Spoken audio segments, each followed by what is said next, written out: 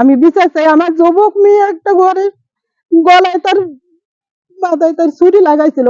এটি কোনো নাটকের দৃশ্যপট নয়, বরং বাস্তব জীবনে ঘটে যাওয়া এক নাটকীয় বর্বরতার দৃশ্য।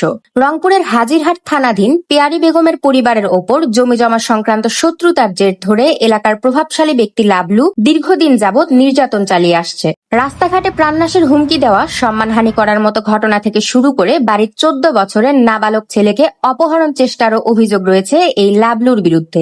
আমি এইদিকে গেছিলাম, আমাদের বনমূল বাড়িতে গেছিলাম। আমি আসার পথে আমার সাথে মনে করেন যে লাবলু ওর ভাগ্না ছিল, ওই ভাগ্না সহ আমাকে মনে করো 3-4 জন ওরা আমাকে উঠে নিয়ে যাইতে ধরছিল, ওদের বাসায় নিয়ে যাবে। বাসায় নিয়ে যাওয়ার পূর্বেই আমার মাঝ রাস্তায় মনে করেন যে এলাকাবাসী আমাকে ছড়ে দেয়। ছড়ে দেওয়ার পর আমার বাসায় আসি আমার বাবাকে বলি, বাবাকে বলার পর ওরা আবার আসে, সবাই আসে আমাদেরকে মারধর করে, আমাদের বাড়ি ভাঙচুর করে, আমাদের লুটপাট করে। অপহরণে ব্যর্থ হলে গত 2রা জুন রাতে ভাড়াটে সন্ত্রাসী দ্বারা পেয়ারী বেগমের বসতবাড়ির ওপর হামলা চালানো হয়। ধারালো অস্ত্র দিয়ে আঘাত করে চূর্ণ বিচূর্ণ করা হয় পেয়ারী বেগমের বসতবাড়ির দেয়াল ও দরজা। এমনকি লাবলুর নেতৃত্বে ঘরে ঢুকে আসবাবপত্র ভাঙচুর ও নগদ অর্থ লুটপাটের মতো ঘটনাও ঘটেছে বলে দাবি করে ভুক্তভোগী পরিবার। ওরা নাটি ছোড়া দড়ি নিয়ে আসি বাসায় ভাঙচুর করি, টাটি ভাঙ্গি, বাসায় ঢুকে আসবাবপত্র যাবতীয় জিনিস ভাঙচুর করে ওরা লুটপাট করা শুরু করে দিল। আমার গলায় ছুরি দিছিল আমার স্বামীর আর আমার সিয়াম আর লাবলু। টেরাং ভাঙ্গি টাকা বাইর করে নিছে 50,000। আমার স্বামীর পকেটে ছিল, ব্যবসায়ী করে, গরুর ব্যবসায়ী করে, পকেটে ছিল 50,000 টাকা, সেটাও বাইর করে নিয়ে নিছে। স্বর্ণ ছিল 1.5 ভরি, ওটাও আমাদের লুটপাট করে ওরা বাইর করে নিয়ে গেছে। ইতোপূর্বেও ভুক্তভোগী পরিবারের ওপর মিথ্যা মামলা দিয়ে হয়রানির অভিযোগও রয়েছে এই লাবলুর বিরুদ্ধে। চাচার পক্ষে কথা বলি, ওই কারণে আমার মনে করেন যে চাঁদাবাজির মামলা দিছিল, আমি জেল খাটছিলাম। আমার বাবাকে আমাকে মারধর করছিল, আরো অনেক 2-3 দিন আসছিল আমাদেরকে মারধর করে। আমরা সুষ্ঠু বিচার চাই। থানাকে ব্যবহার করিয়ে এটা হত্যায় এই মামলাটাকে রূপ দেয়, দিয়ে এই মামলায় আমাদের নাম দেয়, আমারও নাম আছে এই মামলাতে। আবার সিটিংবাজি মামলায় একটা আমার নাম দিচ্ছে, সে কাগজও এখানে আছে।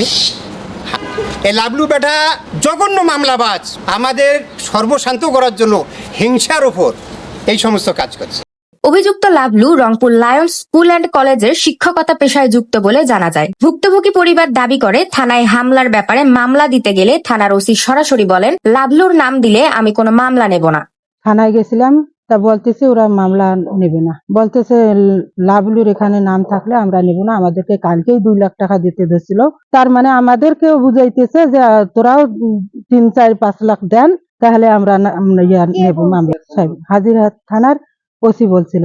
হ্যাঁ, মূলত মাহফুজুর রহমান লাবলু হচ্ছে লায়ন্স স্কুল অ্যান্ড কলেজের গণিত বিভাগের একজন প্রভাষক। এটা তার সমস্ত দুর্নীতি, সমস্ত কুকীর্তির উপর একটা ব্যানার তার, যে সে একজন শিক্ষক। সে মূলত ফ্যাসিস্ট সরকারের আমলে সে একজন আওয়ামী লীগের গণজাগরণ মঞ্চ কর্মী ছিল। সে আওয়ামী লীগ আমলে বিভিন্ন সময় বিভিন্ন ভাবে প্রভাব দেখায়, বিভিন্ন সময় আমার বাবার নামে মামলা, আমার চাচাদের নামে মামলা করছে। সরকারের কাছে এই মাহফুজুর রহমান লাবলুর বিরুদ্ধে আমি বিচার চাচ্ছি।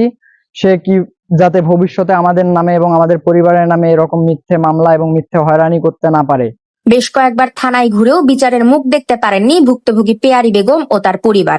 এই যে ইনফ্রন্ট করিয়ে বিচার কাট দিই, পুলিশের ওঠে যায়, পুলিশও কাম করে না। লাবলু যায় বাংলাদেশের সরকার, থানা গেলেই ছাড়ি গেছিল, তবাস করে ছাড়ি দিয়ে চলছে। মামলা না নেওয়ার ব্যাপারে জিজ্ঞাসাবাদ করতে হাজিরহাট থানা ওসির সাথে 52 আলো টিম যোগাযোগ করতে চাইলে জানানো হয় তিনি ছুটিতে আছেন এবং দায়িত্বরত অফিসার উক্ত ঘটনার ব্যাপারে অজ্ঞাত। ভুক্তভোগী পেয়ারী বেগম নিজ পরিবারের নিরাপত্তা ও অভিযুক্তের যথাযথ বিচার দাবি করেন প্রশাসনের কাছে। আমার যুবক মেয়ে একটা ঘরে গলায় তার মাথায় তার ছুরি লাগাইছিল, বেড়া পর্যন্ত খার যদি এতটুকু লম্বা না ছিল, আমার মেয়ের গলাটাও চলে যায়, লাস্টে গলাও কাটে।